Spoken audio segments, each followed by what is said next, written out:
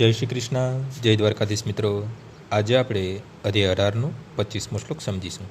અનુબંધમ ક્ષયમ હિંસા મનપેક્ષ ચ પૌરુષમ મોદા દારભ્યતે કર્મ યતતા મચ્ચિતે. જે કર્મ મોહવશ શાસ્ત્રોક્ત આદેશોની અવગણના કરીને અને ભાવિ બંધનની પરવા કર્યા વિના અથવા હિંસા કે બીજાને દુઃખ આપવા માટે કરવામાં આવે છે તે તામસી કહેવાય છે. મનુષ્યને પોતાના કર્મનો હિસાબ રાજ્યને અથવા યમદૂત નામના પરમેશ્વરના દૂતને આપવો પડે છે. જવાબદારી વગરનું કર્મ વિનાશકારી હોય છે, કારણ કે આનાથી શાસ્ત્રોક્ત આદેશોનો નષ્ટ થાય છે.